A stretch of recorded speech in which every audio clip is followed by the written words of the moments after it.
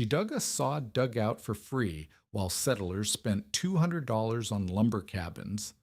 Harlan Jessup, who had survived 11 Kansas winters and lost two fingers to frostbite hauling wood in a blizzard, told her plainly, "A woman alone in a dirt cave won't last till Christmas.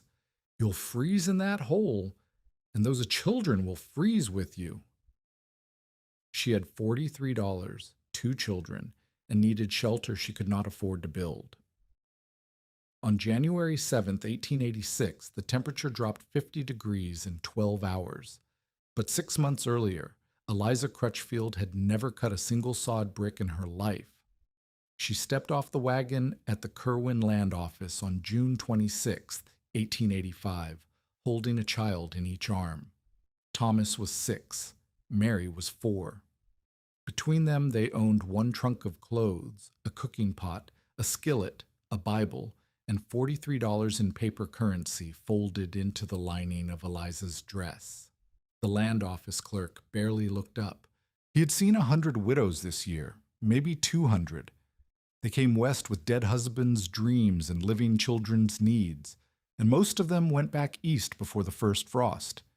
He stamped her papers, recorded her claim number, and explained the law in a voice flat from repetition. 160 acres, 6 months to establish residence, 5 years of continuous habitation to prove up. Sincerest sympathy for her loss. Next in line, please. Eliza carried her children into the Kansas sun and looked north toward land she had never seen. Her husband Jacob had filed the claim by mail 3 months before typhoid took him. He had planned to build them a house, a real house, he'd said, lumber and glass and a proper stove. He'd saved money for it. But typhoid doesn't care about plans, and the doctor's bills had eaten most of what Jacob saved. $43, 2 children, 160 acres of grass 12 miles from the nearest neighbor. She needed shelter before October, or she'd lose the claim. She needed shelter that would hold heat, or her children would die. A lumber cabin cost $150 at minimum, more often $200. Eliza had 43. Harlan Jessup ran the general store in Kerwin from behind a counter worn smooth by 20 years of elbows. He was 54 years old. He had survived 11 Kansas winters, which meant he had buried people who hadn't. His first wife, Emma, died in the cold of 1874 when their frame house couldn't hold heat against a 3-day blow. The walls had gaps you could see daylight through. Emma went to bed shivering and didn't wake up. Jessup married again, built a better house. 2-foot sod banked around the exterior walls. Cost him $300 and 6 months of labor, and it still got cold enough in January that he could see his breath indoors. He was missing 2 fingers on his left hand. Frostbite, 1873, hauling firewood in a blizzard. The fingers turned black and fell off by March. He'd been lucky. Some men lost hands. Some men lost their lives. When the Crutchfield widow walked into his store asking about shelter options, Jessup studied her the way he studied the sky before a storm, young enough to work, thin enough to worry about. 2 children too small to help much, and too young to survive a hard winter without real protection. He knew the claim she was headed to, knew the land. Flat grass running to the horizon, not a tree in sight except the cottonwoods along the creek 2 miles south. Good soil if you could break it, death trap if you couldn't build. "You've got $43, Jessup said. Wasn't a question. Word traveled fast in a town this small. 2 small children, a quarter section of nothing but grass. No man, no team, no lumber. "I'll build something," Eliza said. "Build what? With what?" She didn't answer. She didn't have an answer. Jessup leaned forward on his worn counter. "I've seen women try to hold claims alone. Most don't make it through November. A woman alone in a dirt cave won't last till Christmas." He paused, making sure she heard the next part. "You'll freeze in that hole, and those children will freeze with you. Mary pressed her face against Eliza's skirt. Thomas stood straight, trying to look older than 6. I have 6 months before I need to prove residence, Eliza said. You have 4 months before first frost. 3.5, really, and winter here isn't like Iowa. Jessup held up his 3-fingered hand. This is what Kansas winter does to a man with a good house and a hot fire and 20 years of experience. The wind doesn't stop. It comes through any crack, any gap, any weakness in your walls. Frame houses with gaps, people die in those, and you can't afford a frame house. He wasn't wrong. That was the worst part. Every word he said was true. What exactly are you planning to build? Eliza picked up Mary, took Thomas by the hand, and walked out without buying anything. She had no answer to give him, but she had 4 months to find one. The claim itself was everything the land office clerk had promised and nothing Jacob had imagined. Eliza walked it on the 3rd day after her arrival, carrying Mary on her hip, while Thomas ran ahead through grass that reached his chest. 160 acres looked different from the ground than it did on a map. On a map, it was a square. On the ground, it was grass, an ocean of it, rolling in waves under a wind that never fully stopped, stretching to a horizon that seemed to curve with the earth itself. No trees, no rocks, no hills to speak of, except Eliza stopped walking. At the northwest corner of the claim, the land rose.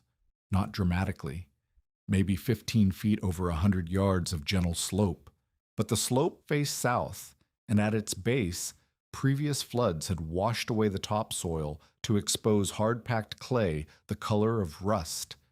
She remembered something. Driving through Nebraska in the wagon before Jacob got sick, he had pointed to what looked like a hill with smoke coming out of it. Dugout, he'd said. Some settlers dig into hillsides. Cheaper than lumber. The earth keeps you warm. She had thought it sounded desperate, primitive, like living in a hole. But Jacob had said one more thing. A man told me a properly built soddy held 60 degrees when it was 20 below outside. 60 degrees, when it was 20 below. Eliza looked at the south-facing slope, at the exposed clay, at the grass roots binding the soil in every direction. She had no money for lumber. She had no way to get lumber, even if she had money. She had no horse, no oxen, no wagon, no man to help her haul anything from anywhere. But she had a slope, and she had grass, and she had 4 months before the cold came to kill her children. 8 miles east, a woman named Harriet Dunn was living proof that sod could work. Mrs. Dunn was a widow, too, 2 years into her proving up period.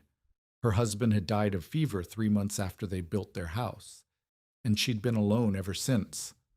When Eliza found her homestead, following directions from a farmer who shook his head the whole time he gave them, she saw what looked like a low hill with windows. Inside, the house measured 14 by 16 feet. The walls were 2.5 feet thick, and in late June, when the prairie outside shimmered with heat that made the grass ripple like water, the interior of Harriet Dunn's sod house was 15 degrees cooler. Eliza stood in the center of the cool darkness and felt something she hadn't felt since Jacob died. Hope, small and fragile, but real. 30 inches of earth between you and the wind, Mrs. Dunn said. She was older than Eliza, maybe 45, with hands rough as bark and eyes that had seen too much and kept looking anyway. The sod breathes slow, soaks up heat in summer, holds heat in winter. My husband and I built this in 6 days before he took fever. I've been here alone since, and I've never been cold enough to worry. The walls don't fall. You build them right, they last 7 years, 10 years. The grass roots bind the bricks together like rope. You stagger them like regular brick, run a crosswise layer every third course. The weight holds itself in place. And the roof? Mrs. Dunn pointed up at cottonwood poles spanning the width of the room, each one 8 inches thick, bark still on. Cottonwood from the creek, brush on top of that, then grass, then sod. 3 feet of earth over your head. Wind can scream all night and you won't hear it. Eliza thought about what Jessup had said. A woman alone in a dirt cave won't last till Christmas. But Harriet Dunn had lasted 2 years. Alone. In a dirt house that held 60 degrees when the world outside froze solid. I'm going to build a dugout, Eliza said, into the slope on my claim. 1 wall of sod instead of 4. The hill does the rest. Mrs. Dunn looked at her, really looked, the way women look at each other when they're measuring something that can't be measured. You ever built anything before? No. You got anyone to help you? No. You got money for tools, nails, stove? I've got $12 after I buy provisions, maybe 14. Mrs. Dunn nodded slowly. I've got a grasshopper plow you can borrow. Cut sod into strips, and a pick and spade that aren't doing anything but rusting. You'll need them more than I do. I can't pay you. I didn't ask you to pay me. Mrs. Dunn walked to the window, 12 inches square, barely bigger than a book. 11 women filed claims in this county last year. 6 of them are gone. 2 married men just to keep the land. 2 are still here. She turned back. I'd like there to be 3. Clara Hammett had opinions about everything, and she shared them whether you wanted them or not. She was 38, homesteading with her husband Silas 3 miles east of Eliza's claim. They had built a proper frame house with lumber hauled from Hayes City at a cost of $187. Their entire savings spent on walls that Clara thought represented civilization itself. She considered herself Eliza's nearest neighbor, and therefore responsible for Eliza's moral guidance. When she heard about the dugout plan, she came straight to Eliza's claim to deliver that guidance. You're going to dig into a hill and live underground? Clara stood at the edge of the slope, where Eliza had marked her corners with stakes. Like a prairie dog? Like Mrs. Dunn, her sod house held all winter. Mrs. Dunn's house has 4 walls and a proper roof. You're talking about a cave with a sod plug in the front. Clara crossed her arms. What happens when it rains? You'll be swimming. What happens when the roof sags? You'll be buried. What happens when the walls collapse in the middle of the night and you don't even have time to scream? Cottonwood poles are strong enough. I measured Mrs. Dunn's. And if you're wrong? Clara pointed at Thomas and Mary, who were chasing grasshoppers near the creek. You've got 2 children in there. 1 roof collapse in the middle of January and you've killed them. At least rent a room in town until spring. Silas and I would help with the cost. The offer was genuine. Eliza could hear it in Clara's voice, but the offer was also impossible. If I leave the claim, I lose it. I have 6 months to establish residence. 4 months until it matters. I'm building the dugout. On $43 and hope. On $43 and work. Clara shook her head. She left without saying goodbye, but she looked back twice, and the second time something in her expression looked less like judgment and more like fear. Fear for what might happen. Fear that she might be right. Orrin Vetch owned 320 acres of Kansas grass. 2 claims bought for cash from men who'd failed to prove up, and he wanted more. He was 46 years old, ran a small cattle operation, and served as an informal community leader in the way that men with money become leaders whether anyone elects them or not. He had filed a claim adjacent to Eliza's property before Jacob Crutchfield died. He wanted that land. If Eliza failed to prove up, the claim would return to public domain, and Vetch would file on it the same day. He had every reason to see her fail. Eliza was marking her dugout corners with stakes when his shadow fell across her work. Mrs. Crutchfield. Vetch smiled the way men smile when they have power and want you to know it. Settling in, I see. Mr. Vetch. I knew your husband, you know. Met him in Kerwin last spring when he filed the paperwork. Good man. Ambitious. Vetch paused. He talked about building a proper house, lumber and all. Said he had money saved up. Plans change. I can see that. Vetch looked at the stakes, at the slope, at the borrowed pick leaning against a rock. You're going to live in a hole, in the ground, with 2 small children. Eliza kept working. She didn't look at him. This isn't Iowa, Mrs. Crutchfield. Women alone don't last here. The isolation gets them even before the winter does. I've seen it happen. They go strange, stop eating, forget to tend the fire. By February, they're walking into snowstorms on purpose. I'm not planning to walk into any snowstorms. Nobody plans it. Vetch stepped closer, lowering his voice like he was sharing a secret. But when you haven't seen another human face in 3 weeks, and the wind hasn't stopped for 6 days, and your children are crying, and you're burning furniture because you've run out of fuel. He shook his head. I'm trying to help you. I'll buy your claim. $50. Right now. You can go back to Iowa with money in your pocket instead of staying here to die. The claim is worth 160 acres. That's $20,000 once it's proved up. It's worth nothing if you're dead. Vetch smiled again. Think about it. By October, you'll take 30. He rode away on a horse that cost more than Eliza had ever owned in her life. She watched him go and felt something harden inside her chest. Not hope, not fear, determination, cold and sharp as a blade. She would build the dugout. She would survive the winter, and she would prove up the claim if it killed her, which Vetch clearly believed it would. July 1st, 1885. The work began. Eliza had borrowed a spade and pick from Mrs. Dunn, plus an old bucket missing its handle. She had 2 children who could carry small loads. She had a slope of Kansas clay baking under a summer sun that turned the air itself into a furnace. She had 16 weeks before first frost. The first swing of the pick bounced off the hardpan clay like she'd hit stone. The impact traveled up the wooden handle and into her shoulders, her spine, her teeth. She swung again. This time a fist-sized chunk of earth broke loose. That was progress.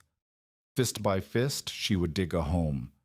By noon, she had a trench 2 feet deep, 4 feet long, 2 feet wide. Her hands were blistered in 3 places. By evening, 2 of the blisters had torn open. Thomas carried bucket after bucket of clay to the discard pile, his small arms trembling by the 5th load. Mary sat in the shade of a blanket propped on sticks and watched with eyes too old for 4 years. Eliza wrapped her bleeding palms in strips torn from her petticoat. She ate cold biscuits. She put her children to bed in the tent they'd been sleeping in since arrival, a canvas structure that would last maybe another month before it fell apart. Then she went back to digging. The moon was high when she finally stopped. The trench was 3 feet deep now, 6 feet long. At this rate, it would take 2 weeks just to excavate the main chamber. She had 16 weeks. But she also needed to cut sod, haul poles, build walls, construct a roof, plaster the interior, install a stove, and lay in provisions before winter. 16 weeks. The math was impossible. She would do it anyway. Day 4. The trench was 6 feet deep at the back of the slope, roughly 8 feet wide. Eliza's hands had gone past blistered to something else, the skin thick and yellow, cracking when she gripped the pick, bleeding when she didn't notice in time. Thomas had learned to recognize when she needed water without being asked. Mary had learned to stay quiet when Mama's face went tight with pain. Day 7. The main excavation was complete. 12 by 14 feet, 6 feet deep at the back where the slope rose highest, 3 feet at the front where it fell away. A hole in the earth the size of a small room. Eliza stood in the center of that hole and looked up. The walls were raw clay streaked with root tendrils. The floor was uneven, pocked with rocks she'd have to remove later. The sky above was the same burning blue it had been every day since she arrived. From the outside, it looked like a grave. From the inside, it looked like possibility. The sod cutting nearly broke her. Mrs. Dunn's grasshopper plow was designed to be pulled by a horse or oxen. Eliza had neither. She pulled it herself, leaning into a rope harness until her shoulders screamed, dragging the blade through buffalo grass that had been growing undisturbed for 10,000 years. Each pass cut a strip 12 inches wide and 4 inches deep. The roots went deeper than that, tangled and dense, and the blade caught on them constantly. Every 10 feet, Eliza had to stop, lift the plow, cut through the obstruction with the pick, and start again. One strip took 20 minutes. Cutting that strip into 2-foot bricks took another 10. Each brick weighed approximately 50 pounds.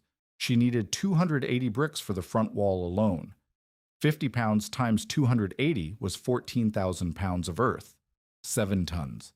She would move it with her own 2 hands, 1 brick at a time. Day 4 of cutting.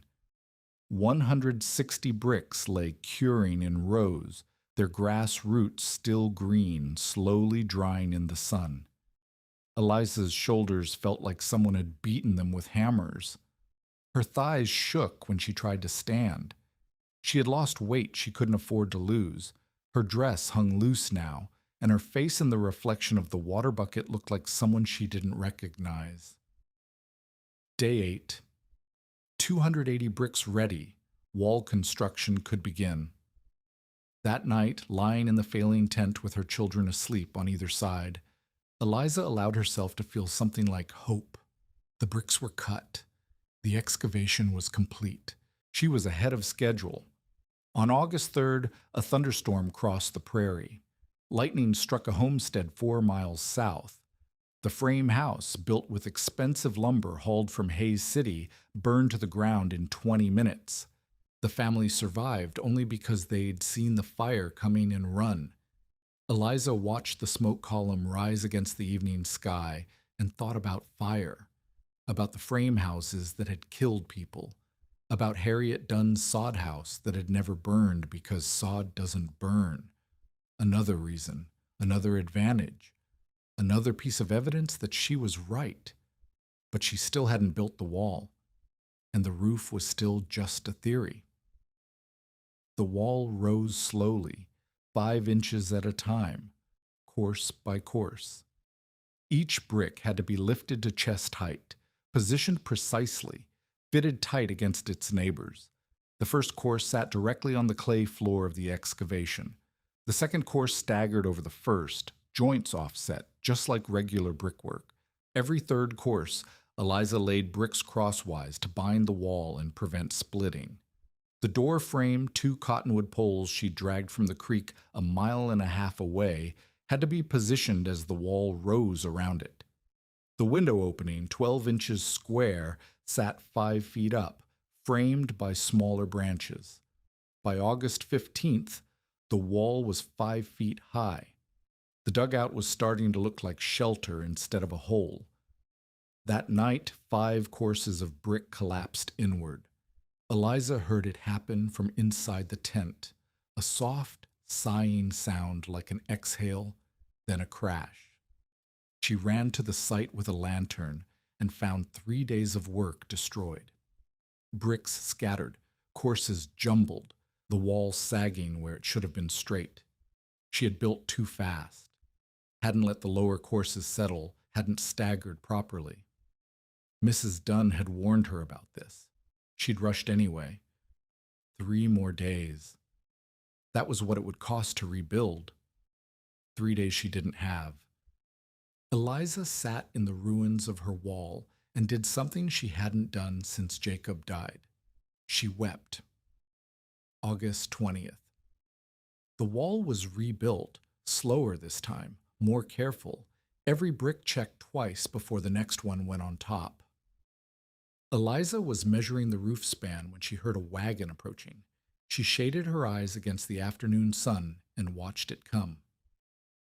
Not Vetch. Wrong direction. Not Clara. A man alone. Silas Hammett pulled his team to a stop at the edge of the worksite. He was Clara's husband, 42 years old, hands like leather, eyes like flint. He sat on the wagon seat for a long moment, studying the construction. The wall, the excavation, the woman standing in the middle of it with a measuring cord. Clara told me not to come, Silas said finally. Said helping you was enabling your death. Then why are you here? Because I've been watching you work for 7 weeks and you haven't quit. Silas climbed down from the wagon. My father built a soddy in Nebraska in '68. Same kind of wall, same kind of stubbornness. He gestured to the wagon bed. I've got 16 cottonwood poles I cut for fence posts. I don't need them until spring. You can have them for the roof. Call it a loan. Eliza looked at the poles. 8 inches thick, 12 feet long, exactly what she needed. I can't pay you. Pay me in spring when your crop comes in, or don't. Either way, those children need a roof before September. He helped her unload the poles, showed her how his father had laid them side by side, one end on the sod wall, the other bedded into the earth bank, talked her through the brush layer, the grass layer, the sod on top. When he left, Eliza stood among the poles and felt the hard knot in her chest loosen just slightly. Help. From the husband of a woman who'd called her a fool. Maybe she wasn't as alone as she'd thought. September 4th, 1885. The dugout was complete. 12 by 14 feet, walls 2.5 feet thick. Roof of cottonwood poles, willow brush, prairie grass, and double-layered sod. 1 door of salvaged lumber. 1 window of glass from her trunk mirror. 1 sheet iron stove with a pipe running through the front wall. Total cost, $14.65. Eliza stood inside her home for the first time and let the coolness settle over her skin. Outside, the September sun was still hot enough to raise sweat.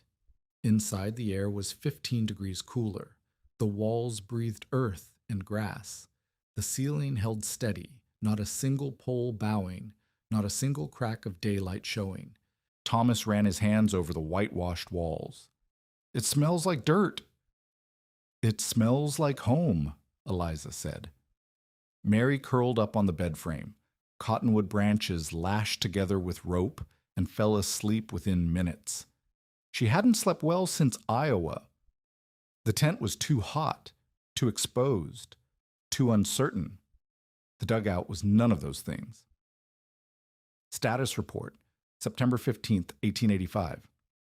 Cash remaining, $16.35. Shelter, complete. Provisions, 2 months of basic stores, supplemented by potatoes, turnips, and beans from a garden she'd planted in July and tended between construction sessions. Fuel, 2 wagon loads of cow chips gathered from neighboring grazing land, plus a shed half full of twisted hay. Time until winter, 6 to 8 weeks. Outstanding concerns, fuel supply marginal, provisions would need supplementing, roof untested under snow load. The skeptics were still skeptical. Vetch was still watching. Clara was still shaking her head. But Eliza Crutchfield had shelter. Her children had a home, and she had built it with her own bleeding hands for less than the cost of a single window in a frame house. Now she just had to survive what was coming. October brought the first cold. Temperatures dropped to the 20s at night. The first frost painted the grass white on October 14th. Eliza woke to find ice crystals on the water bucket she'd left outside. But inside the dugout, the temperature held steady at 54 degrees with no fire burning. She lit the stove for the first time that night. Twisted hay burned fast, crackling and flaring, requiring constant feeding. Cow chips burned slower, steadier, with a low heat that built over hours. By morning, the interior temperature was 62 degrees. Thomas stopped coughing. He'd had a persistent hack since September, something caught in his chest that wouldn't clear. In the warm air of the dugout, it finally faded. November brought the first real snow, 3 inches on November 8th.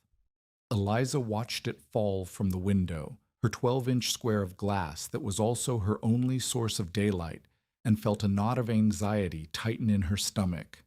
The roof held. No leaks, no sagging. The sod absorbed the moisture and held firm. November brought a cold snap too.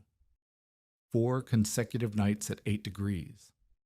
Inside the dugout, the temperature never fell below 48, even when the fire died overnight. Eliza woke to find frost on the ground outside, and her children sleeping warm under wool blankets. She was beginning to believe. Harlan Jessup was not beginning to believe. "Heard your dirt cave hasn't killed you yet," he said when Eliza came to buy provisions in late November. "It's holding 60 degrees with a small fire." 60 degrees in November is nothing. Jessup set her flour on the counter with more force than necessary. "Wait until January. Wait until the wind comes through for a week straight and your fuel runs out and the snow's piled so high you can't find your own door. Then tell me about 60 degrees. I'll tell you in February." Jessup grunted. "I hope you do. I truly do. But I've seen too many widows make promises they couldn't keep." The words stung, but Eliza paid for her flour, gathered her children, and walked back out into the cold. She had shelter. She had provisions. She had fuel. What she didn't have was certainty, because Jessup wasn't wrong about January. Late December 1885, the weather turned strange. December 28th reached 58 degrees, warm enough for flies to buzz around the doorway. The sun shone hot. The snow melted. Children who should have been huddled by stoves went running through muddy fields. Old-timers in Kerwin grew uneasy. They'd seen this before. Unnatural warmth in late December meant the cold, when it came, would come with violence. January 1st, 1886. A blizzard struck Dodge City, 200 miles southwest. 36 hours of snow, winds howling, temperatures dropping to 12 degrees.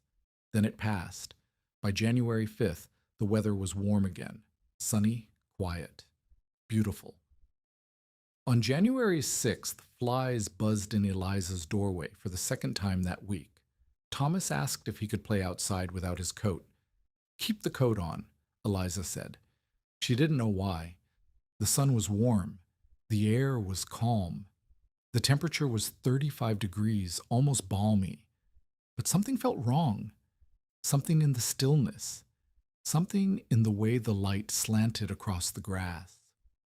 That evening, Eliza stepped outside to gather one last armload of twisted hay before bed. The stars were out.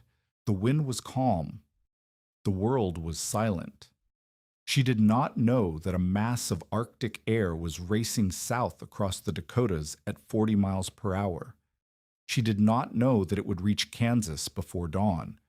She did not know that by morning the temperature would drop 50 degrees and keep falling. She gathered her hay, checked on her children, stoked the fire, and went to sleep. The worst was coming. At 10:30 on the night of January 6th, the temperature began to fall. Eliza felt it in her sleep, a subtle shift, a cooling of the air that made her pull the blanket higher without waking. She had banked the stove before bed, and the coals glowed orange in the darkness, throwing faint shadows on the whitewashed walls. By midnight, the temperature outside had dropped 15 degrees. By 2 in the morning, it had dropped 30. That was when the wind arrived. Eliza woke to a sound like a locomotive, a roaring, screaming wall of noise that seemed to come from everywhere at once. The dugout shuddered.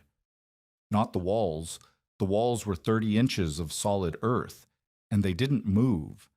But the air itself seemed to vibrate, seemed to press against the roof and the door, and the single small window like something alive trying to get in.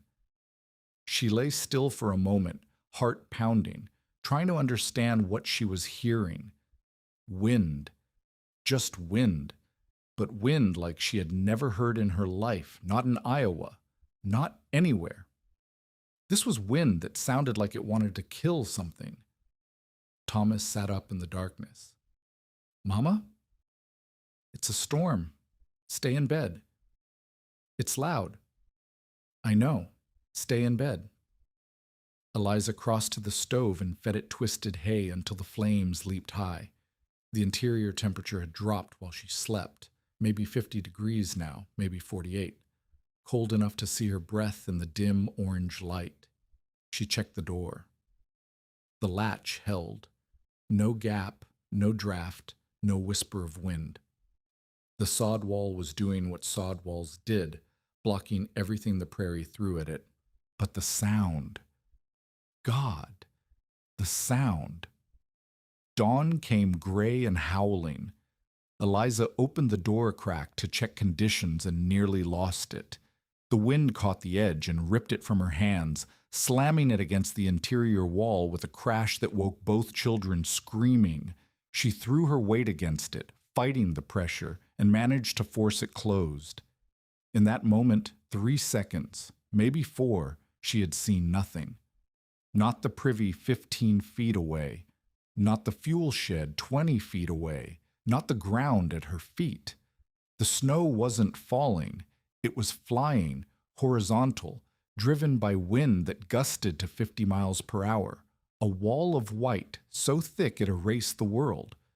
The temperature, she would learn later, was 4 degrees above zero and still falling. Mama, I'm cold. Mary's voice was small and frightened. I know, baby. Come sit by the stove. Eliza wrapped both children in blankets and positioned them near the heat. She fed the fire. She counted her fuel. She did the math she had been dreading since the wind began. Inside the dugout, enough twisted hay for perhaps 18 hours of continuous burning. Outside in the fuel shed, cow chips and hay sufficient for weeks. Between inside and outside, 20 feet of whiteout that had already killed people who wandered further than that from their own doors. She had fuel. She just couldn't reach it. By noon, Thomas was coughing, not the persistent hack he'd had in September, something deeper, wetter, rattling in his chest like stones in a jar. His forehead was warm under Eliza's palm. Not dangerously warm, maybe 101 degrees, but real. My throat hurts, Thomas said. I know. Drink this.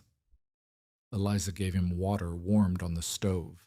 He drank, coughed, drank again. Fever. In a blizzard, with fuel running low. A sick child needed warmth. Needed the temperature above 50 degrees at minimum, ideally higher. Needed fluids and rest and time to heal. Time was the one thing Eliza couldn't control. She did the math again. 18 hours of fuel. Thomas needed at least 72 hours of warmth to fight off whatever had taken hold in his chest. The storm showed no signs of stopping. The numbers didn't work. They never worked. Outside, Kansas was dying. Eliza didn't know it yet, wouldn't know the full scope for weeks, but across the state, the blizzard was claiming victims by the dozen. In Oberlin, 60 miles north, a farmer named Heinrich Schultz had gone to check his cattle at dawn. His wife found him 4 hours later, frozen solid, 50 feet from their frame house. He had gotten turned around in the whiteout, walked in circles until he couldn't walk anymore, died within sight of his own door. In Clark County, 200 miles southwest, 2 sisters set out to walk half a mile to their brother's house. They never arrived. Search parties found them 3 days later, huddled together in a snowdrift. their mother beside them with blackened feet. The sisters were dead. The mother lost both legs below the knee. In Lane County, a young woman stepped outside to check on a cow. The cow was 100 yards away. She became disoriented after 30 feet. She tied her shawl to the cow's neck and let it lead her home. She was one of the lucky ones. The unlucky ones had names that would be recorded in county histories and forgotten by everyone else. The Oberlin family of 8, found frozen in a field. The stagecoach driver who arrived at Camp Supply still sitting upright on his seat, dead for hours while his passengers rode below. The man in southwestern Kansas found wearing a light linen overcoat, a flyer in his pocket advertising Kansas as the Italy of America. The death toll would reach somewhere between 50 and 100 people. No one ever counted precisely. In 1886, on the Kansas frontier, people died in blizzards the way cattle died in droughts, too commonly to track with precision. 100,000 cattle froze to death. 75% of the state's livestock gone in 4 days. But Eliza Crutchfield, in her dirt cave that Harlan Jessup said would kill her, was still alive. The fire was getting low. January 7th, 8 in the evening. Eliza had been feeding twisted hay to the stove for 18 hours. The supply inside the dugout was nearly gone. Maybe 3 hours' worth remained. Thomas's fever held steady, not worse, not better. He slept fitfully, waking to cough, drinking when Eliza pressed the cup to his lips, sleeping again. Mary sat beside him, holding his hand, silent in the way children go silent when they sense something is wrong that no one will explain. The interior temperature was 52 degrees, survivable. But if the fire died completely, the temperature would drop. The thermal mass of the walls would release heat slowly, 4 hours, maybe 6, before the interior approached freezing. After that, hypothermia would set in. After that, death. Eliza had to reach the fuel shed. She found a rope in her supplies, 30 feet of hemp she'd bought for lashing the bed frame. She tied one end around her waist, pulled the knot tight. The other end she secured to the stove, which was bolted to the floor. Thomas was awake, watching her with fever-bright eyes. "I'm going to get more fuel," Eliza said. "Stay here with Mary. Don't open the door for any reason. Mama, don't go outside. I'll be back in 5 minutes. The wind? I'll be back." She opened the door. The cold hit her face like a fist. She couldn't see the fuel shed, couldn't see the ground. The snow drove into her eyes, her nose, her mouth. She gasped and the wind stole her breath. 5 steps out. The rope unspooled behind her.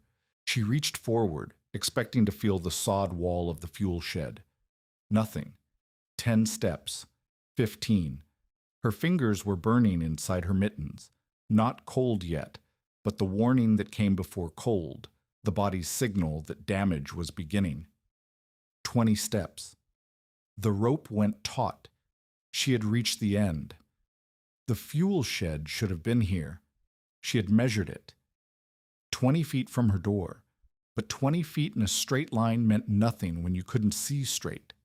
She had drifted, gone off angle. The shed could be 5 feet to her left or 10 feet to her right, or somewhere she would never find by stumbling blind. Eliza stood in the howling darkness, rope tight around her waist, and faced a choice. She could untie the rope and search, maybe find the shed, maybe find her way back. Maybe freeze to death like Heinrich Schultz 50 feet from her own door while her children waited inside. She could follow the rope back, give up, watch the fire die, hope the walls held enough heat to keep Thomas alive through the night. Neither choice was good, neither choice was survivable. She followed the rope back. 11 in the evening, January 7th. The fire was down to coals. The temperature inside the dugout had dropped to 48 degrees. Eliza fed the fire the last of the twisted hay. She had maybe 90 minutes of fuel remaining. After that, nothing but furniture, the bed frame, the shelf she'd built for dishes, the door itself, if it came to that. Thomas was shivering. His fever made the cold worse, made his body burn fuel faster, trying to maintain temperature. Eliza wrapped him in every blanket she owned and held him against her chest, sharing what heat she had. Mary pressed against her other side. "Are we going to die?" Mary asked. Eliza didn't answer. She didn't have an answer. The wind screamed, the coals glowed, the temperature dropped. And then, at 11:47 on the night of January the 7th, someone pounded on the door. Eliza opened it to find 3 figures caked in ice. Silas Hammett was holding his daughter, 6 years old, the same age as Thomas. Clara was beside him, bent nearly double, her face white with frostbite.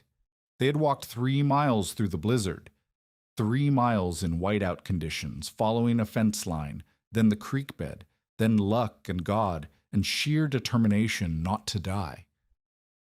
"Our house!" Clara's voice was barely audible, scraped raw by wind and cold. The fire couldn't keep up. The walls, Silas said, the only place that might be warm enough.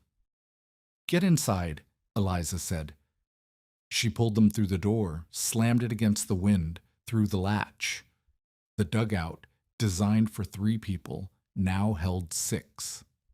The temperature dropped 3 degrees from the door opening and the cold bodies entering. 45 degrees. 44. Clara collapsed against the wall, shaking violently. Silas's hands were clawed, the fingers white and unresponsive. Their daughter was barely conscious, her lips blue. "The temperature in our house dropped to 32, Silas said. His words came slowly, slurred. "Water bucket froze. We couldn't stay." I remembered what my father said about Saudis, that they held heat when nothing else did. Your place was the only one I could think of. Eliza looked at the people filling her home, at her son, sick with fever, at the fire dying in the stove, at the howling darkness outside. She had fuel for 90 minutes. She had 6 people to keep alive. She had walls 30 inches thick and a roof 3 feet deep and nothing else. "Everyone by the stove," she said. "Body heat. We share everything we have." She fed the bed frame to the fire. The cottonwood branches caught slowly, burned hot, filled the dugout with smoke that made everyone cough but also made everyone warm. 46 degrees. 48. 50. The walls held their heat. The bodies generated more. The fire consumed the furniture, piece by piece, and Eliza watched her possessions burn and didn't care because her children were alive, and the Hammets were alive, and the temperature was holding. Outside, the wind screamed at 50 miles an hour. Inside, 6 people huddled in a hole in the ground that cost $14 to build, and they were warm. January 8th, the peak of the storm. Temperature at Dodge City, 16 degrees below zero. In Graham County, where Eliza's dugout sat buried in its hillside, unofficial measurements would later suggest 20 below or colder. The wind did not stop. Had not stopped for 36 hours. Would not stop for another 12. Inside the dugout, the temperature held at 46 degrees. Not comfortable, not warm, but not freezing, not dying. Eliza had burned the bed frame, the dish shelf, and half the door frame. She had sent Thomas and Mary and the Hammett girl under a pile of blankets for body heat. She had wrapped Clara's frostbitten face in cloth soaked in cool water, not cold, not warm, just cool enough to draw the freeze out slowly. Silas's hands were regaining feeling. The white had faded to angry red. He would keep his fingers. Clara's nose would heal, though it would never look quite right again. "My father was right," Silas said somewhere in the middle of that endless night. About the soddy. He always said frame houses were for showing off, but sod houses were for surviving. Your house cost $187, Eliza said, and almost killed my family. Silas stared at the walls, the whitewashed earth, the roots still visible in places, the prairie grass smell that never fully faded. This place cost what? $15? $14.65. $14.65. Silas laughed, a sound without humor. I spent 12 times as much and built something that couldn't keep water from freezing. Lumber shrinks, Eliza said. The gaps let the wind through. I know that now. He looked at her across the dim, smoky room. I should have listened to my father. I should have listened to you. You brought me the roof poles. Clara told me not to. But you did anyway. Silas nodded slowly. I guess I hoped you were right. I guess I wanted someone to prove that you could build something real out of nothing but dirt and stubbornness. He gestured at the walls, holding back the storm. You proved it. January 9th. The wind began to die, not all at once. The Kansas wind never died all at once. But gradually, the screaming faded to howling, the howling to moaning, the moaning to something almost like silence. Thomas's fever broke at dawn. He woke hungry for the first time in 3 days, asking for biscuits, complaining that the dugout smelled like smoke. The dugout kept you alive, Mary told him solemnly. Mama burned the bed. Why did Mama burn the bed? Because we needed to be warm. Thomas considered this. Can we build a new bed? Yes, Eliza said. We can build a new bed. She was crying. She hadn't realized she was crying until Mary pointed at her face and asked why water was coming out of her eyes. Because we're alive, Eliza said. Because everyone is alive. January 10th. The storm broke. Eliza opened the door to a world transformed. Drifts piled 20 feet high against the fuel shed she couldn't reach, the fuel shed that would have saved her furniture if she'd been able to find it in the dark. The creek bottom was buried. The grass was gone, vanished under white. But the sun was out. The wind had stopped. The temperature was 8 degrees, bitter, but survivable. Clara Hammett stood in the doorway beside her, looking at the landscape that had nearly killed her family. I told you the roof would collapse, Clara said quietly. I told you the walls would fall. I told you you'd freeze in a dirt cave. I remember. I was wrong. Clara turned to face Eliza. I was wrong about everything, and instead of dying in my expensive house, I'm alive because you built what I said couldn't be built. We're neighbors, Eliza said. That's how it works. It's more than that. Clara took her hand, the hand that had blistered and bled cutting sod, the hand that had lifted 7 tons of earth brick by brick. I owe you my daughter's life. I owe you my husband's life. I owe you my own life. That's not neighbors. That's something else. Eliza didn't have words for what it was. She just held Clara's hand and watched the sun rise over a prairie that had tried to kill them all and failed. 2 weeks after the blizzard, Eliza walked into Jessup's store. The room was crowded. Half the county seemed to be there buying supplies, exchanging stories, counting the dead. Conversation filled the space like smoke, fragments drifting past. The Schultz family, the Clark County sisters, the cattle frozen in drifts so deep they wouldn't be found until spring. Jessup saw her enter. The room quieted. Mrs. Crutchfield. His voice carried. You're alive. So are my children. I heard the Hammets sheltered with you, that your dirt cave held 3 adults and 3 children through 4 days at 20 below. It held 46 degrees at its coldest, with a small fire. Silence. Every eye in the store was on them now, the veteran who knew everything about Kansas winter, and the widow who'd ignored his advice and lived anyway. Jessup was quiet for a long moment. When he spoke, his voice was different, softer, almost respectful. I've lived here 11 years. I've buried people who died in frame houses, good houses, expensive houses. He cleared his throat. I told you you'd freeze in that hole. I told you those children would freeze with you. I remember. I was wrong. A murmur ran through the store. Harlan Jessup, who never admitted error, who knew everything about surviving Kansas, who had warned 300 settlers about 300 dangers over 20 years, Harlan Jessup had just admitted he was wrong. How thick are your walls? He asked. 30 inches. Roof?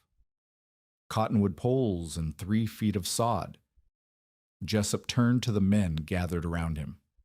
30 inches of earth and a cottonwood roof, 46 degrees when it was 20 below, for $14.65.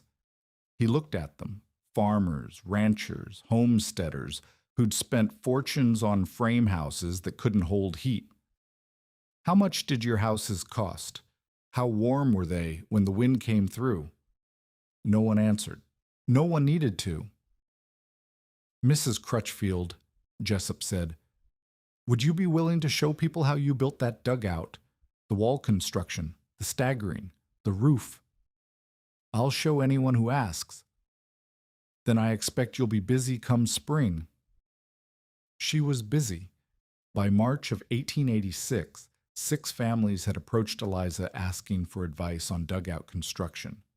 3 of them had lost frame houses to the cold, not destroyed but proven uninhabitable, their owners forced to shelter with neighbors or flee to town, while their investments sat empty and useless.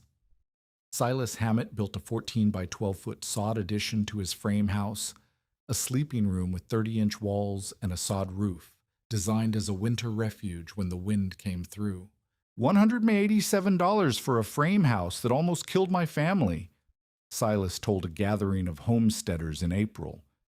$12 for a sod room that'll keep us alive no matter what comes. A man would be a fool to build any other way out here. The Hammett's addition became a model. By summer, 4 more families had built similar structures. By fall, a dozen.